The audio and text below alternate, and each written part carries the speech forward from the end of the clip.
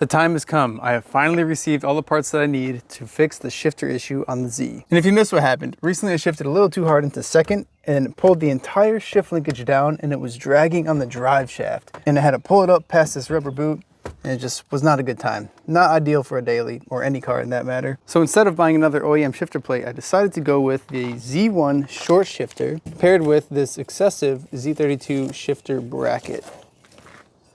Interesting. So we're gonna have to figure out how this goes on, but I'm very eager to see how this shifter feels. I'll put the camera view directly above. So third, all the way up here.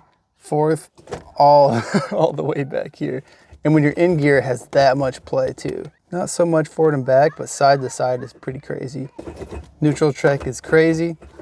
Yeah, just insane amount of throw. Well, I guess step one, let's start taking apart the center console.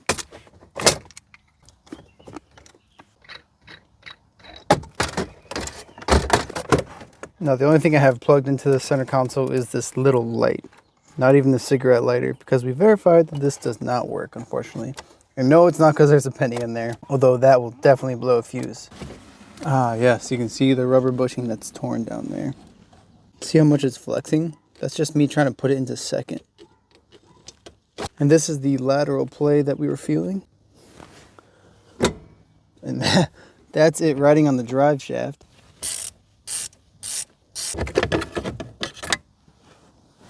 Crusty. Yeah, that bushing's done for, all right.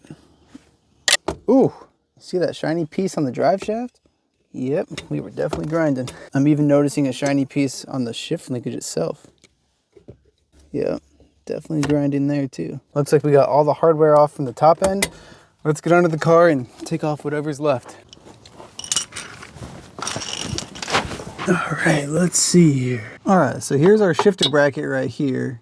And then the shifter is all the way back here, which I do have a wrench on one of the nuts that holds it in. Note to self, I probably should have taken off the shifter first because now it's like sagging down because we don't have that bolt in there to hold it up. I'm really hoping I'm able to get this shifter bracket out without dropping the trans or taking out the drive shaft. First bolt coming out. Just need to take off this last nut right here. At this point, we got the shifter free. Let's push it out. I have like no leverage right now. While trying to maneuver this, I'm noticing some play happening over here. This is the front of the shift linkage, and this is where it bolts to the transmission. And you can see one of the studs is already snapped. There's actually one snapped on the other side too. Are you able to see it move in and out? I really can't even see the camera right now. It's moving quite a bit. Next, let's take off those last two bolts holding in this shifter arm. I wonder if this one will snap. Oh, it came loose. All right, how about this side? Ooh, I thought that was gonna snap for sure. At this point, all the stock stuff is disconnected, so let's see if we can maneuver it from the top. Does this come out? I mean, it has to come out, doesn't it? Oh, there we go. Now I'm just hoping this arm has enough clearance to come out. Seems like we're already hitting something. Well, it looks like I'm gonna have to drop the trans either way. No matter how I maneuver this arm, it will not come free. But that's all right, I already got the jack set up. Jack stands holding the car up, of course. And luckily they're all very accessible. Now let's lower this trans very slowly. About an inch. Oh, I already heard it fall. So that's about 1.5 inches. Hopefully that's enough. Sweet. Let's get the new one in. All right, so it's gonna go like this. This is the top, studs facing up. And then we got all of our hardware ready, and we've already determined the sizing. You don't want to start figuring out sizing once it's already on the car. Let's take this, slide it over. It's got to go on top of these, I think. Does it go on the bottom? The instructions did not specify, but the stock one goes on top, so that's where I'm going to put it.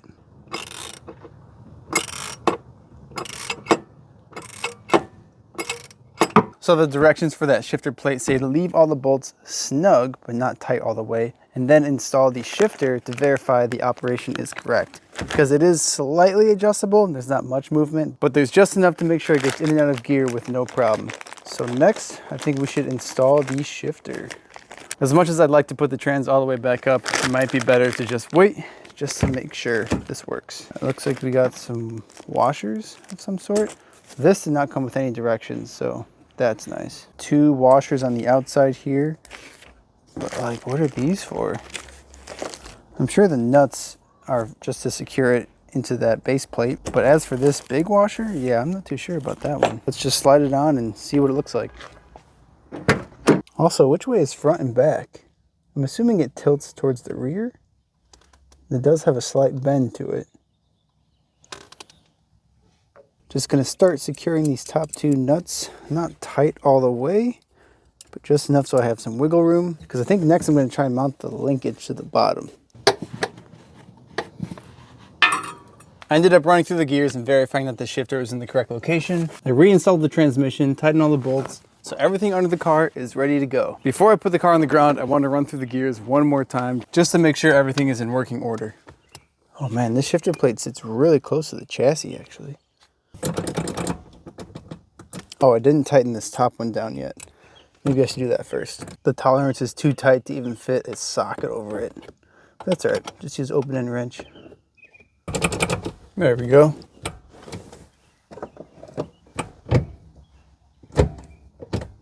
Still has a decent throw, but nothing too crazy. Feels like all the gears are working. The neutral is really nice. Let's see it in gear. Whew, that's really good. All right. I need to put this thing back together, put it on the ground, and go for a test drive. I'm excited. There's just something about improving a shifter feel that makes the driving experience so much better with the car. I think I might still run this crusty shifter plate until I can find a nicer one. And that's just because I don't want this to be open right here, especially because I think I have an exhaust leak, honestly, in that exact location. So this will help shield some of the fumes coming in.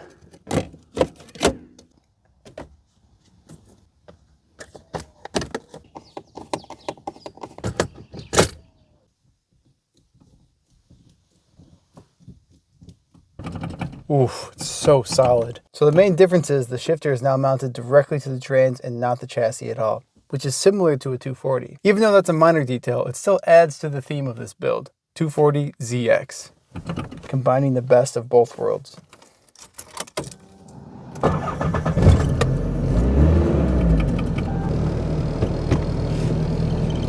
It's pretty notchy. I will say, I was expecting it to be a lot shorter of a throw. It did reduce the throw significantly. I think on the website it said it reduces the throw by about 30%. It's not too bad. I probably would have gone for like 50 or 60.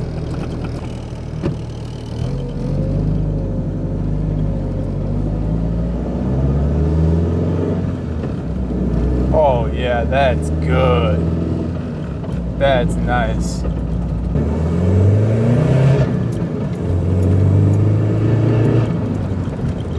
Oh, this feels great. Man, I highly recommend this combo for anyone with the Z. And this still is the Z32 trans, so it's not like it's anything swapped. It's just the excessive plate and the Z1 short shifter. I don't think I've taken the Z here in a while. Really don't even remember the last time it was here.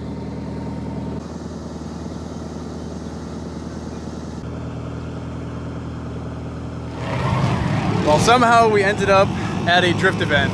Was not in the plans, but it was a last minute decision. Currently airing up these RG1s to 51 PSI. And Tim is going next, so let's see how he does. Hey, this is his first time out, right? Yeah, first lap of the day. And new wheels and tires. Okay.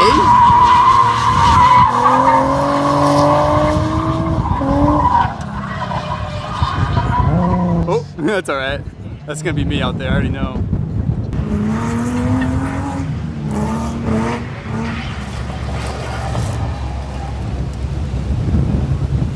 How'd we do, man? Dude, it feels amazing to drift with grip.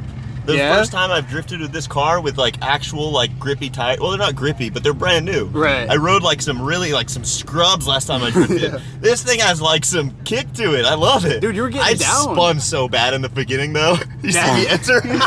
Hey, that's all right. I didn't commit too hard. I didn't commit hard enough. That was so good. You got the first lap nerves out the way already. Yeah, yeah. That's what I needed. I just needed the first lap nerves out. I think I'm gonna go do a nasty entry, dude. It felt good. Oh yeah. It feels so much more planted than it ever did with like real new tires on it. Right? In the correct sizing. Exactly. Yeah, this thing looks sick. He put the front T6s on, so T6 all around. Oh, thanks for correct. Oh, I want to see that. 51 PSI. What the heck? Is that a diesel truck out there?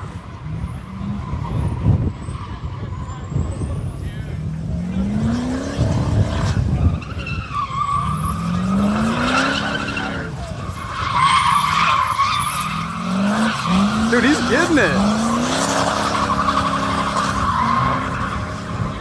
The thing is, it has all the torque, so. Yeah. That's what it's meant to do, is haul. Not that, though. Yeah. I'm surprised it has the angle.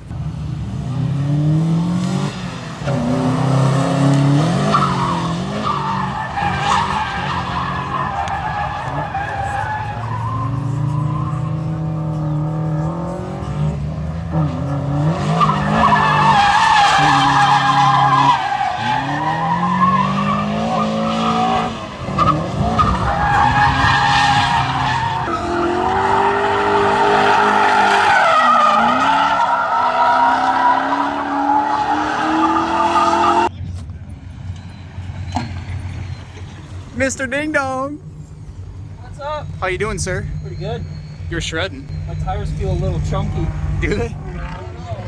No, you're good. You're good. Yeah? You got plenty of meat. Dude, those gloves are sick. You like them? Yeah. Usually I wear my pizza ones. Dude, But I was feeling cheeseburger today. I need to get some pizza gloves. Yeah, they're pretty sick. Hell yeah, dude. How's the seat? It's slow, but we're starting to get it. We're getting I down. saw you actually did connect the whole run, right? Yeah. Yeah. Well, I wouldn't say connect the whole run, but close enough. Close We're making enough, progress. yeah. Hell yeah, dude. See you I'm out gonna there. pull in and cool down. It's hot in here. Okay.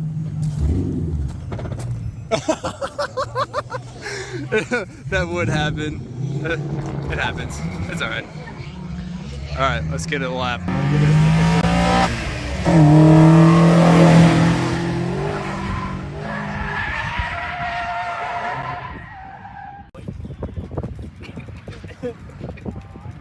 Go, go, go, go, go, go!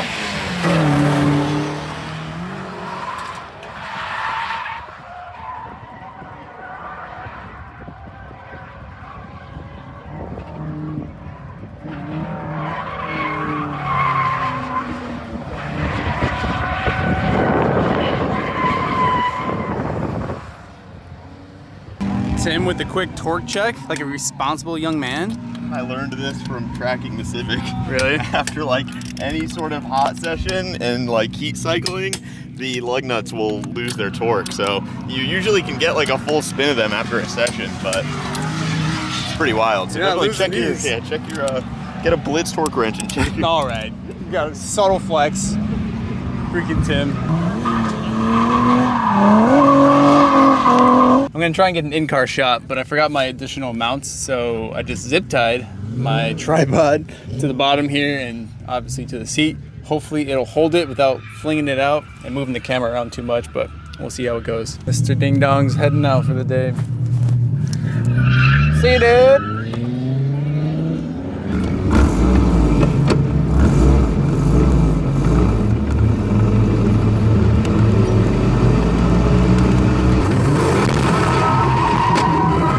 Well, that clearly didn't work. I need to try and mount this a different way. All right, I added some more zip ties. I think that'll do.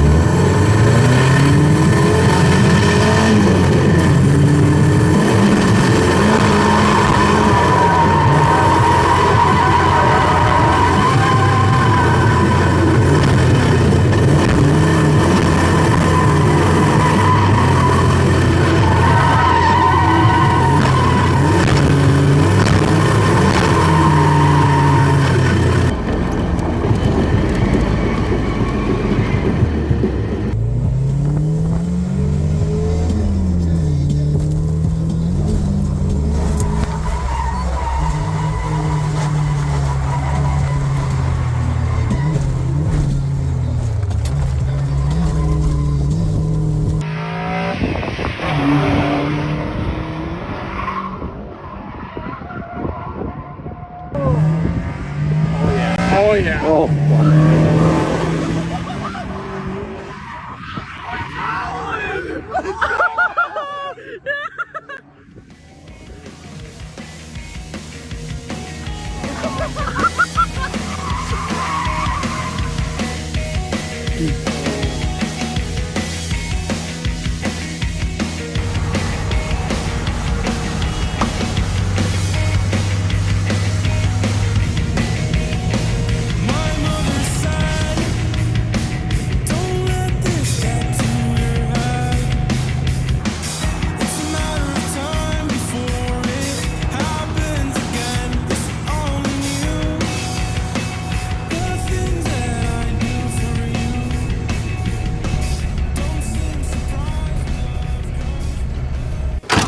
What an absolutely insane event. I really hope I was able to capture how hard I had to push the car just to break it loose and get sideways and maintain momentum.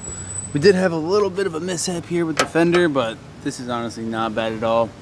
Luckily we can hammer that back in and roll it correctly next time. I guess I didn't roll it enough. Somehow it did not pinch on this side, although I think we're losing some of the fender liner over here now. We were getting a good amount of front tire smoke, which means that we have good front fitment. Despite this car being extremely slow, honestly, it was such a blast driving it. It's slow cars like this that make a driver a better driver, because you can't just floor it to break the tires loose. You can't just pull a hydro e-brake to lock up the tires and start a drift. You have to physically figure out your line before you even go out there, huck it into each corner, maintain momentum. That's what drifting's all about. I guess it's just having fun. So now I know every time I add a little bit of power, I'll have the car dialed in and I can grow with the car. It also just builds a better bond with the driver experience that's often overlooked these days, I feel like. And I will also mention the diff on this car has a longer ratio than the stock 240 diff. So it's even heavier than a 240, longer ratio, and it was still able to get down. Additionally, we didn't even burn through a pair of tires that entire session. This is all the tread that we have left. And I flipped these tires, so this isn't what was worn down from today. And on top of that, for those of you who remember, I have an S13 front suspension conversion that I did on this, but I still have the stock front knuckle. So it has stock angle still too. And I left it this way because I wanted to drive it in the most stock form and drift it in its stock form, just to prove that you don't need big angle, big power, and all this extra stuff to drift and have fun. All you gotta do is drive the car. Some cars are gonna have to drive harder than others, but that's what makes you a better driver. And that's another reason why I think the 8.6 is a huge car in drifting. Obviously Initial D had something to do with that, but it's also a very difficult car to drive. They didn't come with a turbo or anything crazy. And if you see old videos of people driving those things, they're sending it. They're going as fast as they can with that thing and just flicking it into corners and trying to carry that momentum. But those guys can drive, and that's because they learned with something that was very difficult to drive. Basically, the whole point I'm trying to say here is you don't need to spend a whole bunch of money and buy a whole bunch of parts just to have fun and drive with your friends. And if you don't have friends to drive with, going to a skid pad or a track is the best way to make other friends in the same hobby, if that's the hobby you want to join. But enough rambling on. I need to get to bed because tomorrow morning, actually, we have a dyno scheduled, a dyno session. We're not tuning the car or anything, but we're gonna first see what the car puts down as is, because now that I have drifted the car successfully, we'll say successfully, I was able to link the course once or twice, so I'll count that as successful, I guess. That's all I wanted to do in this form. Now I want to start adding power. So with that being said, I was just curious, honestly, what does this car make as is? Because I just want to know. I had to push this thing hard. I think factory, the KA only makes 140 horsepower, but I think this KA makes like 120, maybe less. What do you guys think it makes? A little background about this motor. This is the 80,000 mile S13 engine that I pulled from a junkyard from an unknown car, but it was completely stock, so could be true mileage, but then again, it's 30 years old, so I don't know. I'd love to hear what you guys think. Either way, thank you guys so much for sticking around. Don't forget to drop a like if you haven't already. Subscribe to see more, and I'll see you guys in the next one.